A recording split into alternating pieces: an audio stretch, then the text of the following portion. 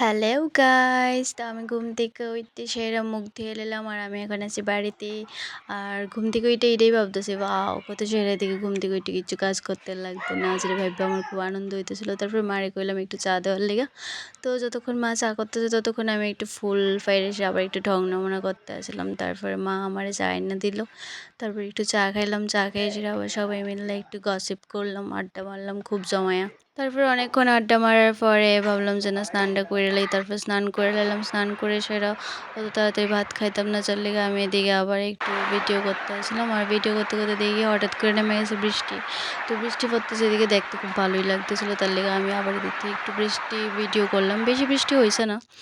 তারপর আমি আবার এদিকে দাঁড়িয়ে দাঁড়িয়ে আমার নিজে চুলটি দেখতে আসছিলাম। আমার ভাবতেছিলাম চুলটি কত বড় হয়ে গেছে, কবে থেকে চুলটি আমি কাটি না। এত লম্বা চুল আমি মানে বেশি করি না এত লম্বা। আর ভাবতেছি যে আর বেশি দিন নাই, তারপরে আমি চুল কাটতে পারবো, কারণ 1 বছর হয়ে যাবো। এটা ভেবে সেটা আবার একটু আনন্দ লাগতেছিল যে না, এবার চুলটা কাটতে পারবো আর কয়েকদিন পরে। তারপরে আমি আবার কিতা করলাম, চুলটিরে করলাম বেনুনি, যেটা আমি খুব কম করি।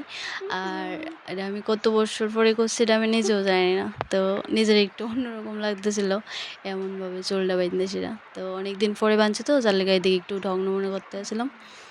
আর একটু বেশিই ঢং নমুনা করতেছিলাম, কারণ আমি অনেকদিন পরে এরকম চুল বাঁধছি। আর চুলটা বড় হয়েছে যেহেতু, তার লেগে বাঁধতে পারছি। তো আজকে আসলে এটাই মিনি ব্লগ। টাটা, দেখা হবে আবার পরের ব্লগে। টাটা।